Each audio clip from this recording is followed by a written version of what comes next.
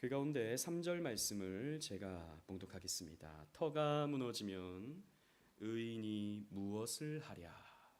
아멘. 이 시편 11편은 어려운 위험에 처한 성도가 어떤 자세를 취해야 할지를 알려주는 시편이라고 할 수 있습니다.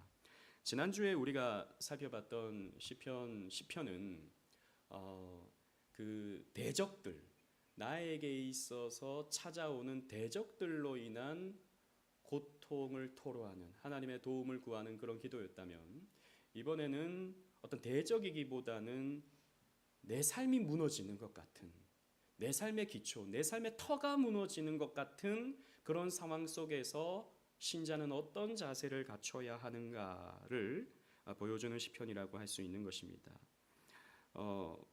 여러 위험 앞에서, 여러 문제 앞에서, 여러 위기 앞에서 우리는 어떤 자세를 취해야 하는가?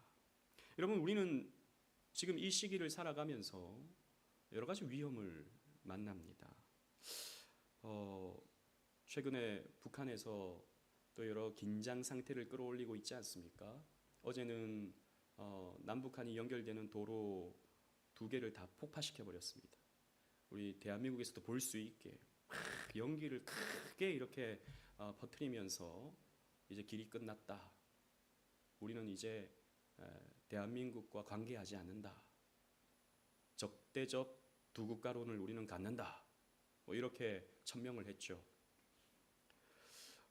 그래서 저 북한은 저 전방 부분에 이제 포를 다 배치해 놓고 긴장 태세를 갖추고 있는 것입니다. 그래서 지금 뭐 저도 이렇게 들어볼 때 우리 정부도 지금 긴급 태세를 갖추고 있는 거죠. 지금 군인들 전방 쪽에 긴급 태세를 갖추고 있는데 얘기 들어보니까 제 아내가 무슨 뭐 이런 맘카페 이런 데 있잖아요. 우리 아들 지금 군대 가는데 지금 정쟁 나면 안 되는데 난리래요. 지금 또 오늘 낮에도 보니까 저희가 이제 김포 지역이다 보니까 북한과 가깝잖아요. 그러니까 하루 종일 헬기가 막 두두두두두 떠다니더라고요.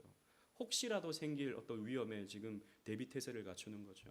제 아내가 헬기 소리가 너무 나니까 불안하다고 그러더라고요. 그래서 걱정하지 말라고, 두려워하지 말라고 제가 그렇게 이야기를 하기도 했는데, 사실 뭐 심각하다면 심각한 그런 상황이죠.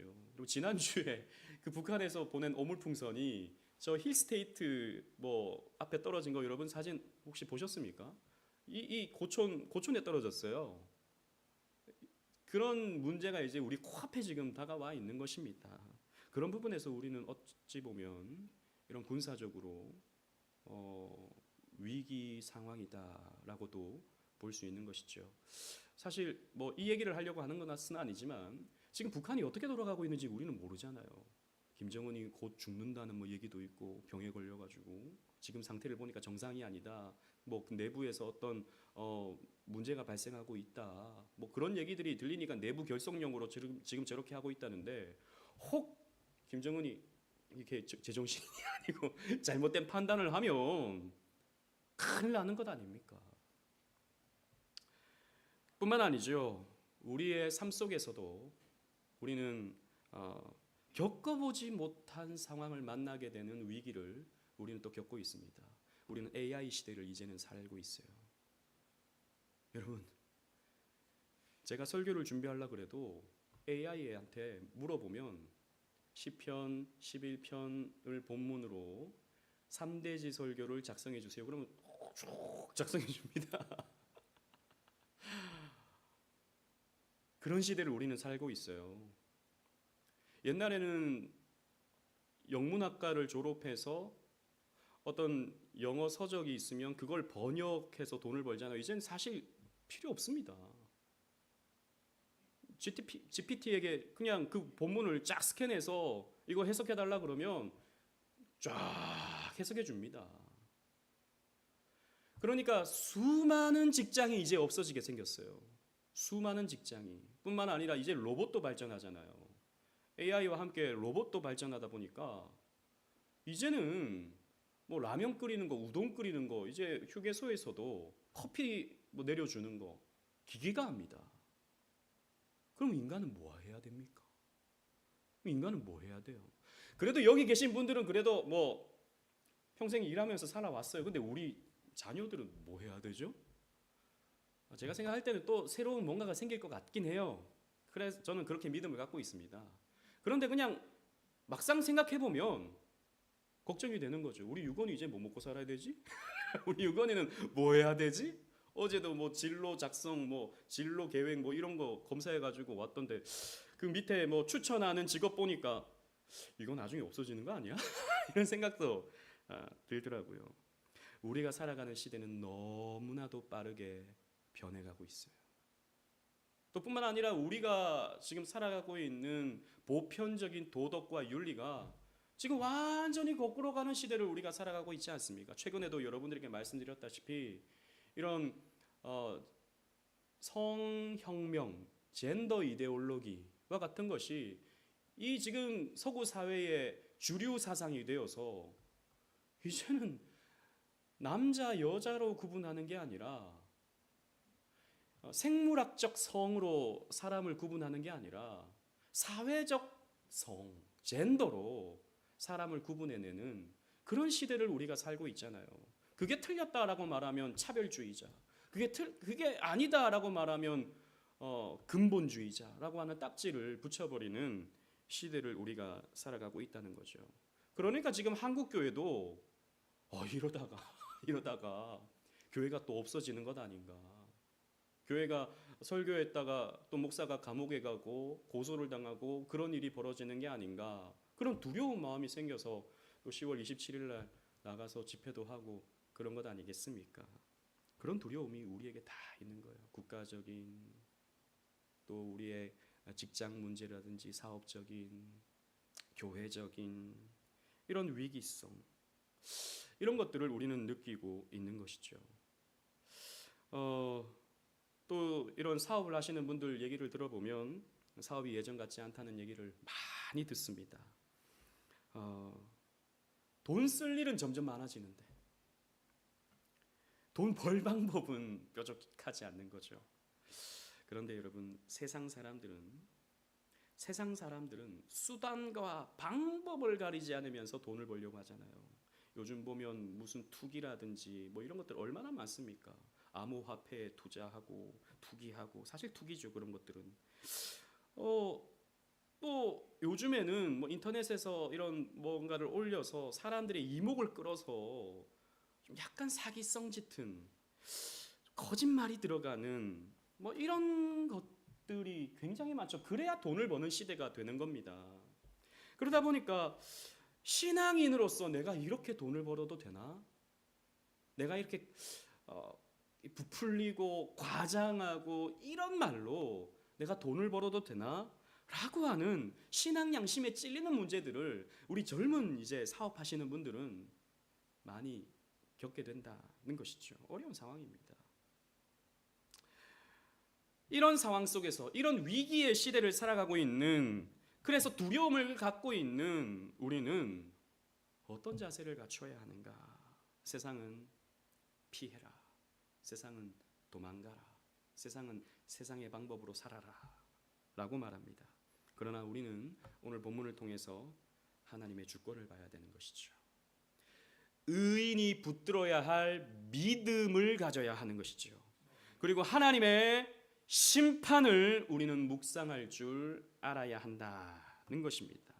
그래서 오늘 본문을 통해서 우리가 붙들어야 할 진리가 무엇인가 함께 살펴보도록 하겠습니다. 1절 우리 다 같이 한번 읽어보겠습니다. 1절입니다. 시작. 내가 여호와께 피하였거늘 너희가 내 영혼에게 새같이 내 산으로 도망하라 함은 어찌함인가. 아멘. 다윗의 시편입니다. 다윗은 여러 위험을 당했죠. 다윗이 겪었던 대표적인 위험 두 가지가 있었다면 사울의 그런 살해 위협으로 도피한 일입니다. 그죠? 사울이 이놈 다윗이 왕이 되는 것 아닌가 싶어가지고 다윗을 죽이려고 달려들죠. 그래서 다윗은 오랜 시간 젊은 나날을 도피하면서 살았습니다. 광야에서 먼지 풀풀 나는 먹을 것도 참 변변치 않은 그런 곳에서 피하면서 살았었죠. 또 하나의 위기는 자기의 아들 압살롬이 아버지를 죽이겠다고 쫓아다닌 일입니다. 아니 사울은 그나마 이해가 됩니다. 내가 너무 떠오르니까 불안해가지고 사울이 날 죽이려고 하는구나. 근데 아들 놈의 자식이, 아들 놈이 아버지를 죽이려고 달려든 겁니다. 이건 마음으로도 무너지는 일입니다. 이건 육신적으로도 위기가 아니라 마음으로도 무너지는 일입니다. 게다가 우리가 잘 아는 것처럼 압살롬은 다윗이 어떻게 보면 굉장히 아끼는 그런 아들이었지 않습니까? 그래서 압살롬이 죽을 때도 내 아들 압살롬아, 내 아들 압살롬아 라며 하면서 가슴을 치며 울던 다윗이었습니다. 그런 아들이 다윗을 죽이려고 달려든 것이죠. 이런 상황이었는지 우리 구체적으로는 알 수 없습니다만 다윗은 어떻게 하고 있습니까? 여호와께 피하였다. 나는 여호와께 피하였다 라고 말합니다. 이것은 단순히 어떤 피난처에 들어갔다라고 하는 것이 아니라 하나님을 전적으로 의지하는 다윗의 마음이 표현되고 있는 것이죠.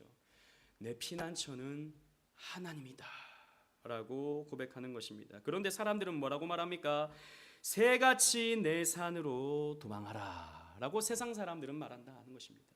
주변 사람들은 다윗에게 새같이 도망가십시오 라고 이렇게 말을 한다는 것입니다. 실제로 다윗이 사울에게 그런 말을 한 적이 있어요. 내가 메추리같이 피하는 인생을 살고 있습니다. 그러니까 사울이 자기를 죽이려고 쫓아올 때 나는 메추리같이 피하였다. 사무엘상에 보면 그런 표현이 있거든요. 실제로 다윗은 도망할 수밖에 없었던 것이죠. 그런데 세상 사람들은 이렇게 말하는 것입니다. 지금 하나님만 붙들고 있을 상황인가? 지금 하나님이 나의 피난처라고 믿음만 붙들고 있을 상황인가? 지금 대적이 쫓아오고 있는데 왕이시여, 다윗이여, 빨리 도망가십시오. 몸을 먼저 보호하는 것이 중요합니다. 믿음만으로는 안 됩니다. 하나님만으로는 안 되는 겁니다. 당장 머리를 써서 도망가는 것이 필요합니다. 라고 이렇게 주변 사람들이 말을 한다는 것이죠. 여러분 그렇습니다. 언제나 우리는 두 가지의 세계관을 맞이합니다. 하나는 신앙인은 우리는 믿음의 세계관을 갖고 있죠. 믿음의 사람이 어떻게 살아야 하는지 우리는 말씀을 통해서 늘 주일마다 또 수요일같이 이런 날 통해서 우리는 공급받습니다. 그러나 우리의 남은 일주일의 삶은 TV라든지 세상 문화라든지 내가 만나는 사람을 통해서 늘 세상적인 세계관을 우리는 주입받습니다. 그래서 우리 머릿속에는 두 가지의 생각이 늘 부딪혀요. 하나님의 말씀을 따를 것인가? 그리스도인의 세계관을 따를 것인가? 아니면 세상의 꾀와 세상의 방법을 따를 것인가? 이것이 부딪히는 것이죠. 세상은 이렇게 말합니다. 아니, 돈을 버는 일에 믿음이 왜 필요해? 돈은 세상적인 방법으로 버는 거지. 돈을 벌 때는 죄송합니다 이런 표현 개같이 벌어야지. 무슨 거기에 윤리가 있고 거기에 무슨 신앙이 있고 거기에 무슨 하나님 앞에서 코람데오가 있어. 그냥 버는 거야. 때로는 거짓말도 하고 때로는 들어갈 때 들어가고 나갈 때 나갈 줄 알고 그렇게 하면서 우리 그렇게 돈 버는 거야. 그렇게 돈 벌어서 헌금도 하고 그렇게 돈 벌어서 선한 일에 쓰면 좋은 거지. 이렇게 말하는 사람들이 여러분 주변에 얼마나 많습니까? 여러분 그렇게 하는 게 맞습니까? 우리는 세상 속에 살 때는 세상 사람처럼 살아야 되고 세상 사람처럼 돈 벌어야 되고 교회 와서는 그리스도인답게 예배해야 되고 그렇게 우리 인격이 두 가지로 나뉘는 겁니까? 아닙니다 여러분. 우리는 교회에서도 코람데오 하나님 앞에서 우리는 세상 속에서도 코람데오 하나님 앞에서 그렇게 사는 겁니다. 그러니까 세상 사람들이 우리를 바보 같다, 멍청하다, 아니 너 지금 새같이 도망가야 되는데 지금 하나님만 붙들고 있어서 되겠느냐? 라고 이렇게 말하는 것이죠. 그러면 우리는 기꺼이 거룩한 바보가 되어야 되는 것입니다. 최근에 어떤 영상을 보는데 이런 제가 볼 때는 좀 음란한 그런 쇼 프로그램이에요.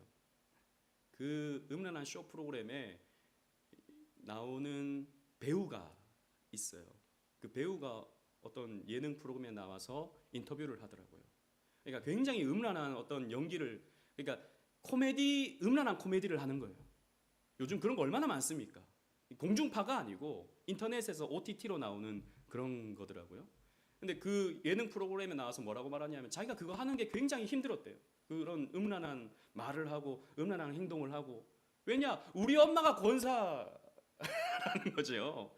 내가 크리스천인데 나는 그런 거 한 번도 뭐 이렇게 보거나 아니면 생각하거나 그런 거 못 해봤는데 그런 연기를 한다는 게 참 너무 불편했다.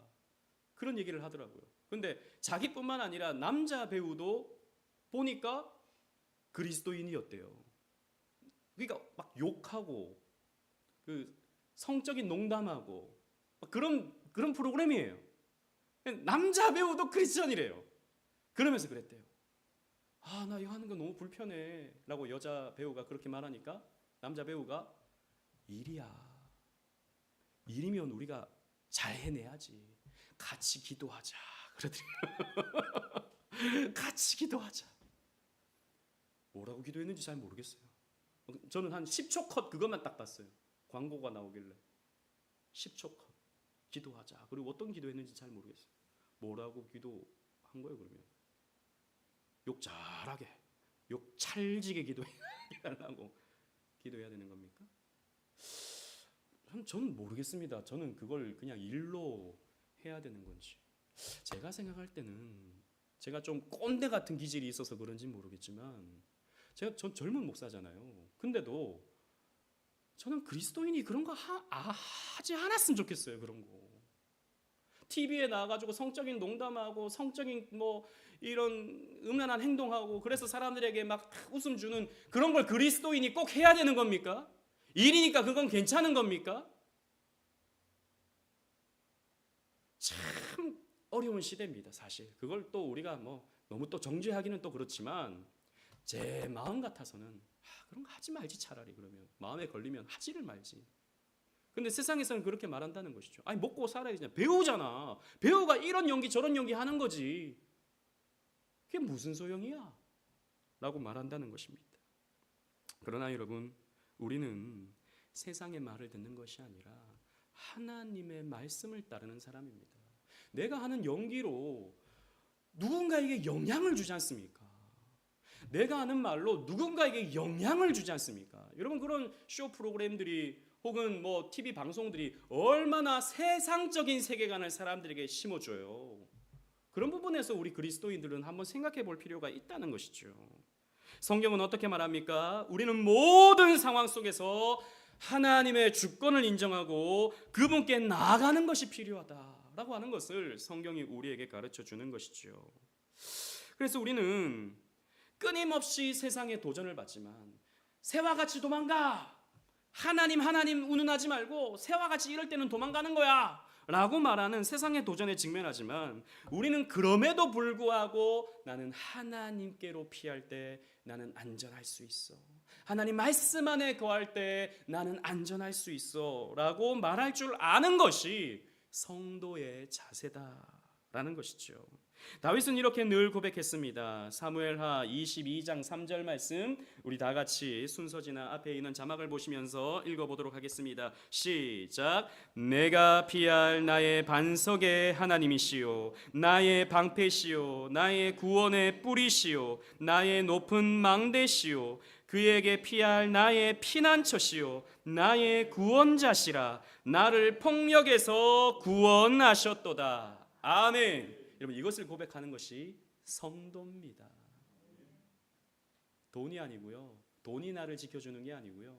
돈 여러분 많이 겪어보셔서 알지만 돈은 있다가도 없는 겁니다. 사고 하나 생기면 돈은 바람처럼 훅 날아가 버려요. 경험해 보셨잖아요. 하나님이 우리의 피날 바위십니다. 하나님이 우리의 구원의 뿌리시오 하나님이 나의 피난처십니다. 이걸 고백할 줄 알아야 된다는 것이죠. 그러나 우리의 삶은 녹록하지 않아요. 2절 3절 말씀 보십시오. 제가 2절을 읽고 3절을 다 같이 읽겠습니다. 악인이 활을 당기고 화살을 시위에 먹이며 마음이 바른 자를 어두운 데서 쏘려 하는도다. 시작.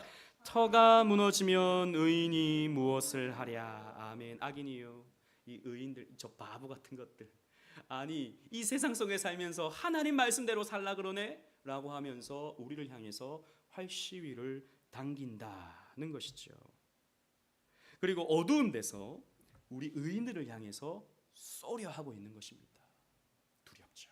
그걸 보면 두렵습니다. 그러면 우리도 회의가 찾아와요. 여러분, 우리도 믿음으로 살지만 우리는 늘 앞에서 말씀드린 것처럼 부딪힘 속에서, 갈등 속에서 살아갑니다. 이런 생각이 우리에게 찾아오는 것이죠. 터가 무너지면 의인이 무엇을 할 수 있지? 그래서 내가 저 악인이 쏘는 화살에 맞아버리면 그럼 내가 그냥 죽어버리는 건데, 내가 그냥 끝나버리는데 그럼 무슨 소용이 있지? 내가 이 세상 속에서 하나님 말씀대로 살면서 가난해지고 이렇게 더 어려워지면 오히려 하나님 영광 가리웠어. 이렇게 가난하게 사는 거 하나님 영광 가리우는 거야. 이렇게 실패하는 거 하나님 영광 가리우는 거야. 이렇게 죽어버리는 거 하나님 영광 가리우는 거야. 이런 말 들어버리는 건 아닐까? 터가 무너지면 의인이 무엇을 할 수 있지? 라고 하는 고민이 우리에게 찾아오는 것입니다. 또 세상 사람들이 그렇게 말하는 거죠. 터가 무너지면 너희가 뭘 할 수 있는데? 이렇게 말하는 것이죠. 기초가, 이 터라는 것은 기초를 말합니다. 기초가 무너지면 의인이 무엇을 하랴?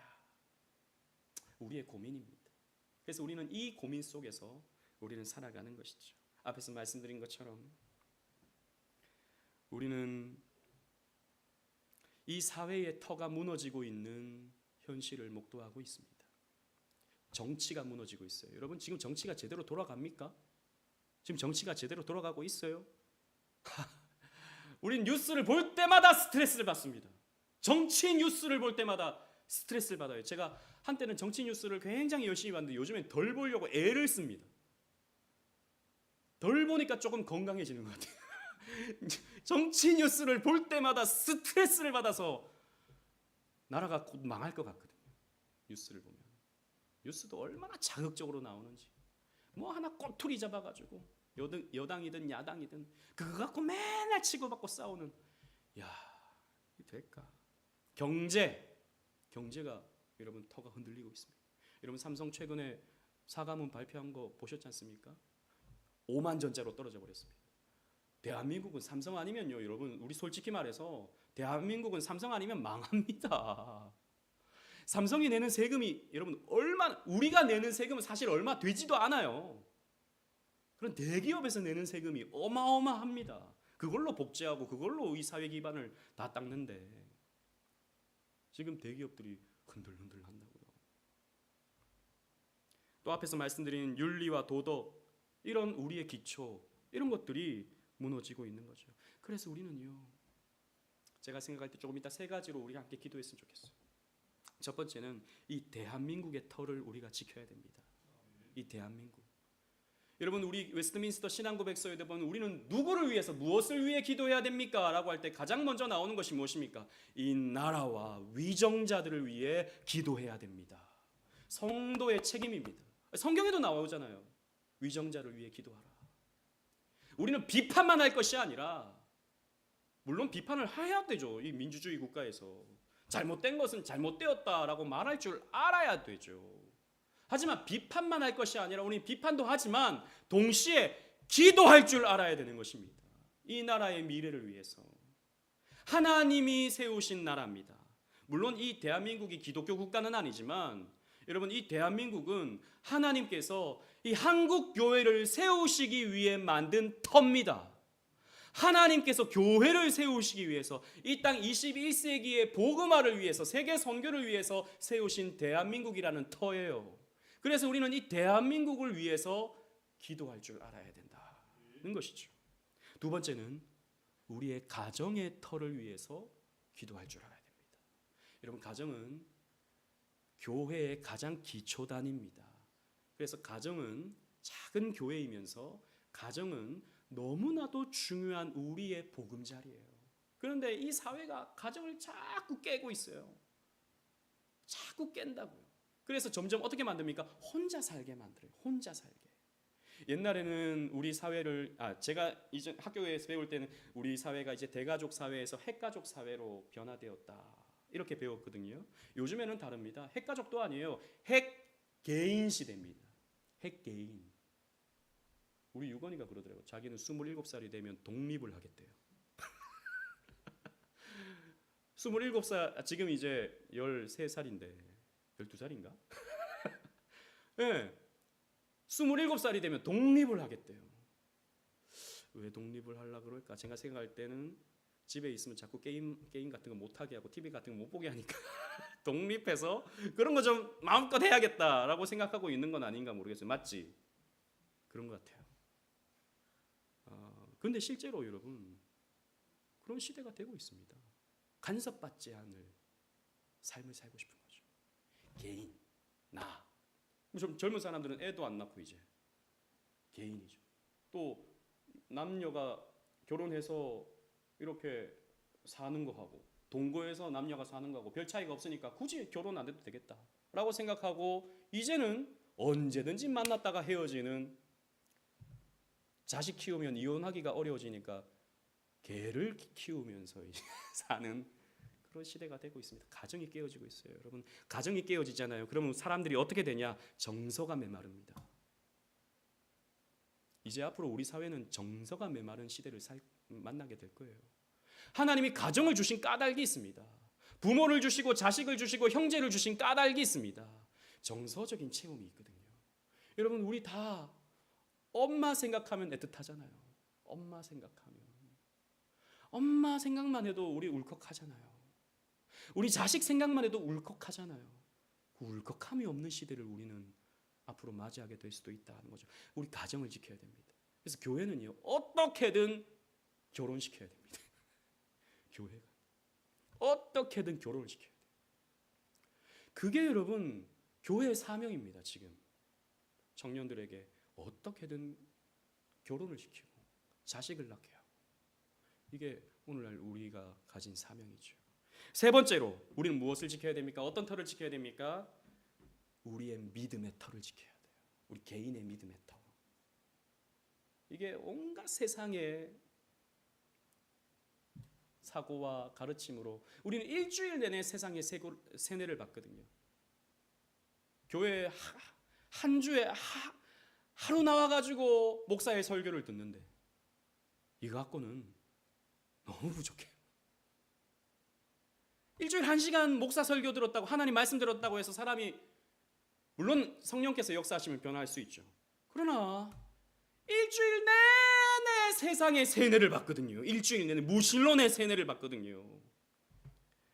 그래서 참 믿음의 터를 지키는 게 너무나도 필요하다 그런 생각이 듭니다. 이런 우리의 고민이 있죠. 터가 무너지면 의인이 무엇을 하나. 여러분, 그러나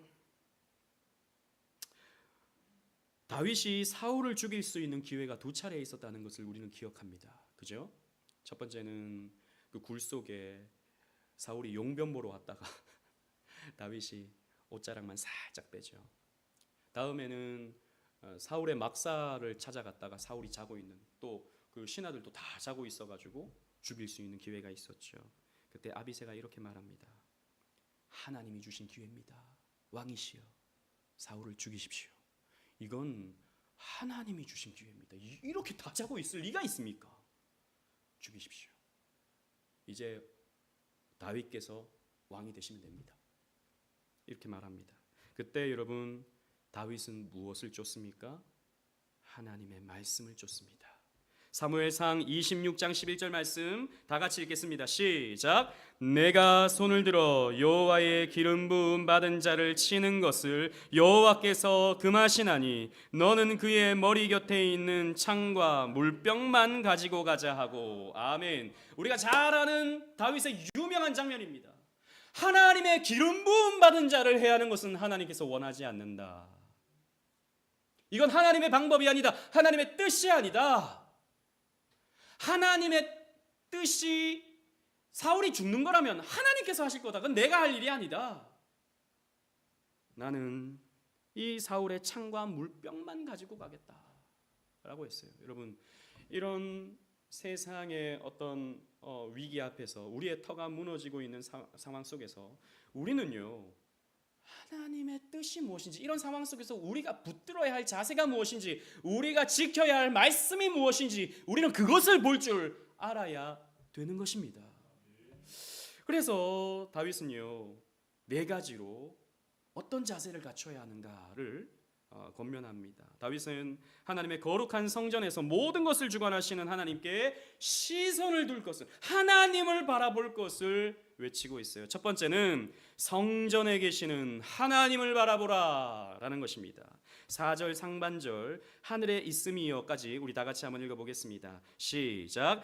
여호와께서는 그의 성전에 계시고 여호와의 보좌는 하늘에 있음이여. 아멘. 여러분, 이것이 무엇입니까? 터가 무너지면 의인이 무엇을 하겠습니까? 라고 말하는 주변 사람들에 대한 답입니다. 터가 무너지면 어떡해요? 대한민국 무너지면 어떡해요? 가정 무너지면 어떡해요? 우리의 믿음이 무너지면 어떡해요? 그런데 거기에 대한 답이 무엇입니까? 하나님은 지금도 성전에 계시고 하나님은 지금도 하늘 보좌에 앉아 계셔서 우리를 다스리고 계신다라고 하는 사실을 바라보라라는 것입니다. 하나님 살아 계십니다, 여러분.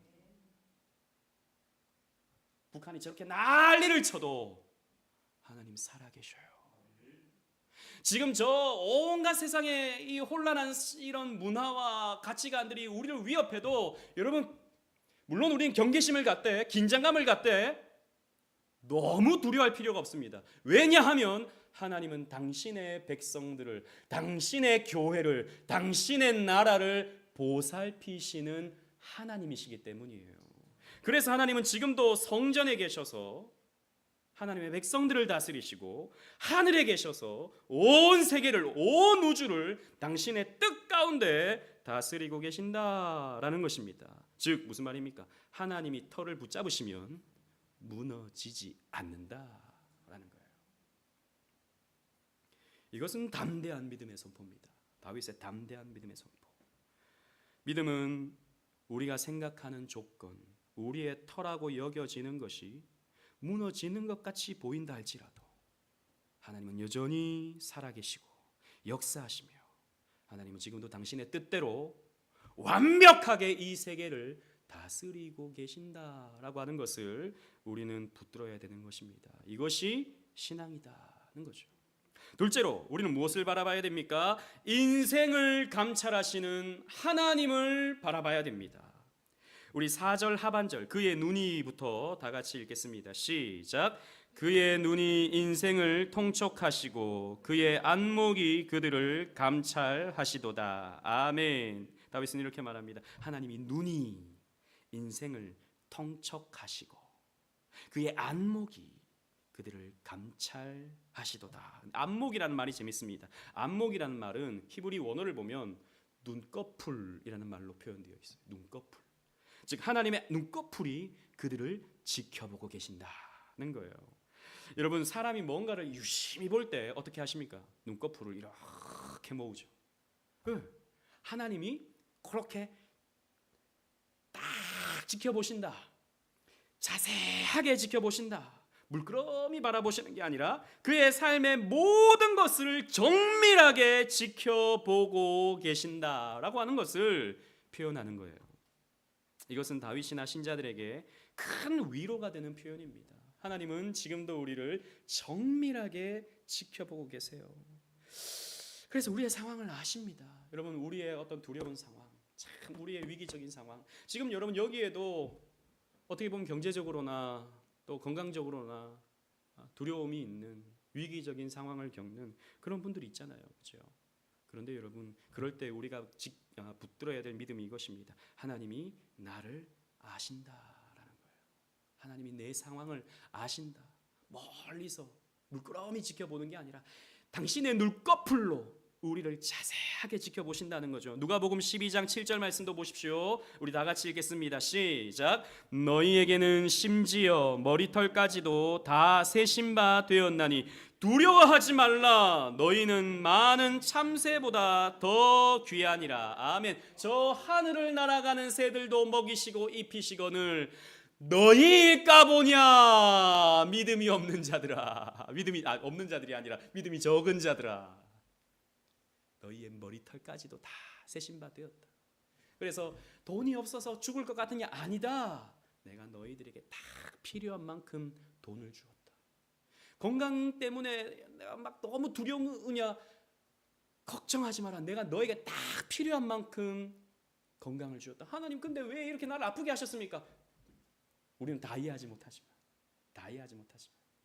조금 알 수 있는 건, 그러기 때문에 하나님 의지하라고, 그러기 때문에 더 기도하라고 우리에게 그런 상황을 주시는 거죠. 나에게 딱 적당한 상황을 딱 지켜보시고 하나님은 우리를 돌보시는 것입니다. 세 번째로, 우리는 무엇을 바라봐야 됩니까? 의인을 시험하시는 하나님을 바라봐야 됩니다. 5절 상반절에 보십시오. 여호와는 의인을 감찰하시고 라고 있습니다. 여러분, 이 감찰이라는 말은 히브리어를 보면 또 다른 뜻이 있어요. 시험하다라는 뜻이 있어요. 하나님이 우리를 어떻게 하신다고요? 시험하고 계세요. 의인을 시험하고 계세요. 다윗이 이 말을 반복하는데 4절과 동일한 의미로 사용하는 것으로는 볼 수는 없어요. 4절에는 어떤 표현이 있었습니까? 감찰한다라고 하는 표현이 있지 않습니까? 근데 대상이 달라요. 의인은 하나님이요, 시험하세요. 지켜보시면서 하나님께서 달아보십니다. 우리가 정말 위기적인 상황에서 어떻게 대처하는지, 어떻게 믿음 지키는지, 어떻게 하나님 말씀 붙드는지 하나님께서 이렇게 달아보십니다. 지금 우리 시험 보고 있는 거예요. 고사 보고 있어요.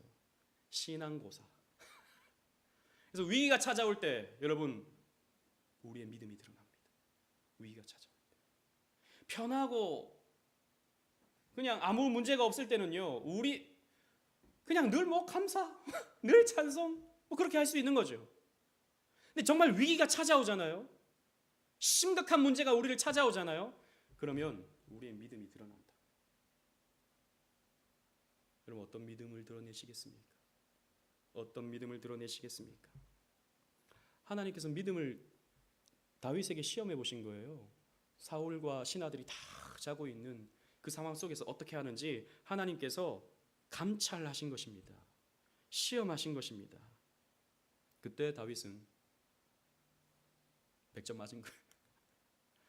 기름 부음 받은 자를 내 손으로 해하지 않겠습니다. 100점 맞은 거죠.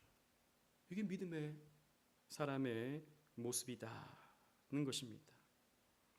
스펄전은 여기 연단하고 시험한다라는 뜻으로 사용된 감찰하신다라는 단어는 어떻게 표현돼야 된다고 설명했냐 하면, 스펄전 목사님은 이 시험하신다는 말을 사랑하신다는 말과 동의어로 여겨야 된다라고 했어요. 즉 하나님께서 의인을 시험하시는데 왜 시험하십니까? 사랑하기 때문에. 예를 들어서 우리 유건이가 이제 영어 쪽지 시험을 봐요. 그 학원에서 배운 거, 학교에서 배운 거 집에서 한번 검사해 보자 해서 아빠가 문제를 내주고 시험해 봅니다. 왜 시험하죠? 혼내려고. 이놈 너 한번 맞아봐라. 너 오늘 정신 차리고 날 잡았다 너. 그런 마음으로 제가 시험하겠습니까? 아니죠. 어떤 상태인지, 지금 실력이 어느 정도인지 알아보고 싶은 거죠. 왜 알아보고 싶어요? 어떻게든 내가 키워야 될 내 사랑하는 자식이니까. 그런 것 아닙니까?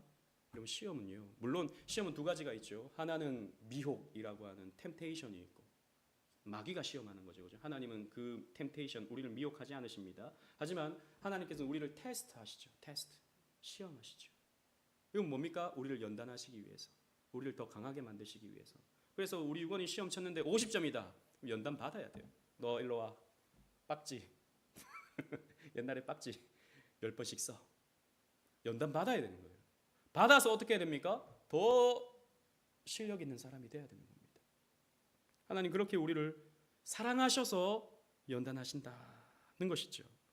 네 번째로, 악인을 미워하시는 하나님을 바라봐야 됩니다. 악인을 미워하세요. 5절 하반절 말씀 악인과부터 다 같이 읽겠습니다. 시작.